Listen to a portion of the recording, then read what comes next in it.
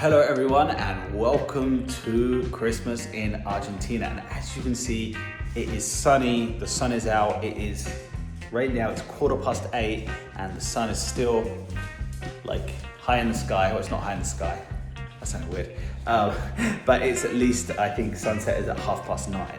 So the Southern Hemisphere Christmas is very different to the Northern Hemisphere and other places. So I'm going to be showing you today what we're grilling, what we're cooking, what we're eating, and what we're drinking. And I hope you guys have a great Christmas, a great end of the year. You stay safe, spend time with your friends, family and loved ones. And I hope it's been a fantastic 2024. I do wish the best 2025 for everyone out there. So stay with me and I'm going to show you what I'm grilling, what I'm cooking, and most importantly, what delicious food we're going to have on this Christmas Eve and during Christmas Day.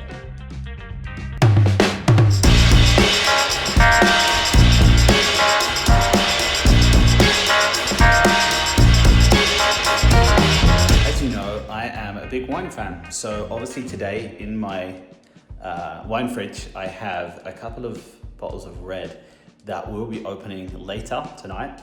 But while I'm getting the asado started and getting the meat grilled and everything, I am drinking Fernet. And Fernet is like this extremely cultural Argentinian drink that is 99% of the time drunk with Coke, like this. And it is literally like a whiskey and Coke or a Jack and Coke. And it's like a 70-30 proportion, depending on how you like it. And it is really different to anything I've ever tasted. And I tasted this for the first time when I was 20, and it was a shock. It's a shock to the system, and since then it's been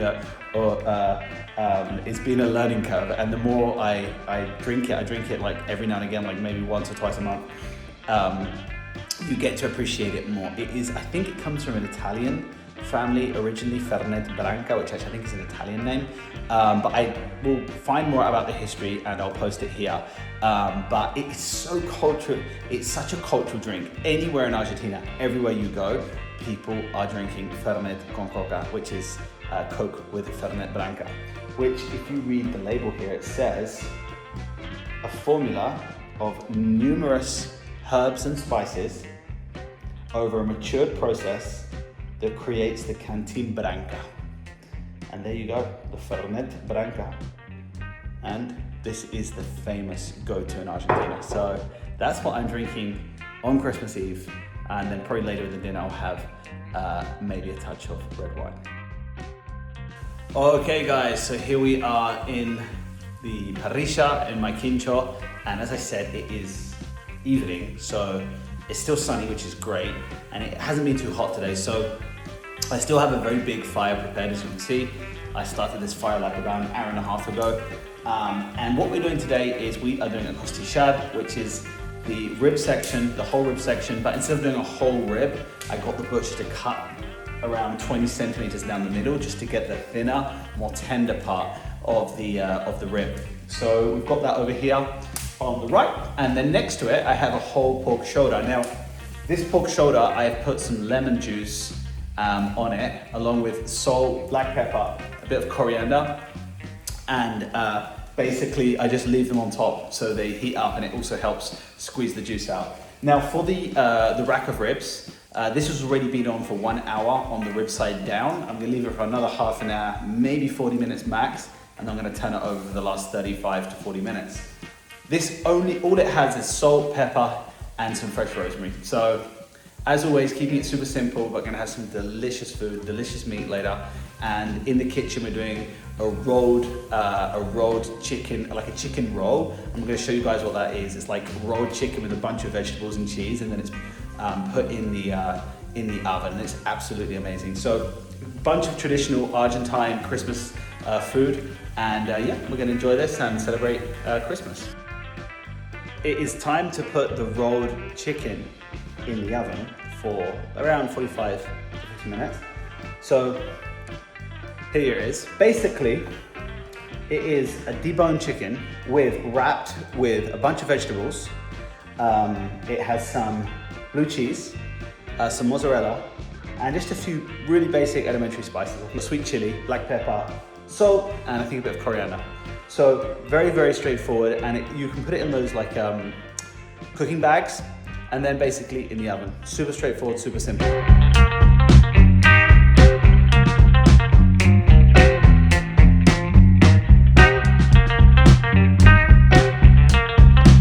Okay, so the sun has just set. It is 9 p.m. on the dot, and it's completely still, which is great. There's no wind, and just beautiful, beautiful Christmas Eve. It wasn't too hot today. It was about 28 degrees, so totally acceptable. Okay guys, so I have just turned over the pork shoulder, and it's been on there for 1 hour, and I've turned it over. I'm gonna give it another hour on that side, and then I'll probably just reduce the heat a little bit, and then be ready to take off. Now for the ribs, I have kept them still on the rib side, just because I want to get some time into the pork shoulder before I turn this over. You really want to wait until you see that juice coming out of the, see how it is bubbling there at the end of the rib? That is the juice coming out of the marrow, and you really want to wait until you see that for at least 25-30 minutes before you turn it over. So technically, I could turn this over, but I'm going to give it another 15 minutes at least, and then I'm going to turn over the ribs. Now, the good thing about grilling on the ribs is you can give it a lot of time, and it is not going to dry out because the ribs protect the meat from the juice dropping out, just coming out of the meat, and also from obviously overcooking the meat. But I've got a decent bed of embers under there, as you can see, and the fire is doing super well. And as always, your asado always starts and continues and succeeds with a good fire. So I've now turned over the ribs, and as you can see, these ribs are already starting to loosen up. That one there at the end has already popped out. And now we're just gonna go super slow, keep that heat consistent. Should be able to hold your hand over that heat for around 10 to 15 seconds. That's about the right heat, and definitely go easy on your embers once you've turned it over, because you don't want to shock the meat with the difference of the different temperature. And as you can see there, the juice is starting to come through, so we're good. And the pork shoulder is doing very well, so we should be good to go in another 45 minutes. That should be ready to serve. So we have Mendel Rosaria, and this is 1.5 liters. Look at this baby. So it's chilled, and it is from Mendoza, 2022.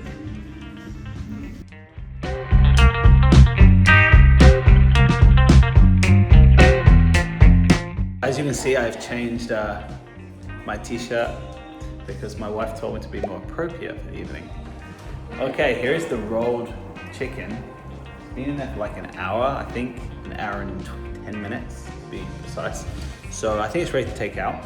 And a little trick about this is because it's in a bag, it helps if you take it out and let it rest for like 10-15 minutes just on the worktop, and just let it rest, and then that will also be a lot easier when you slice it up. If it's boiling hot, it's just gonna go everywhere. You want that cheese to settle a bit. So yep, I'm gonna take it out and leave it on the rack for like maybe 10-15 minutes until it's ready, and then we're going to slice it up.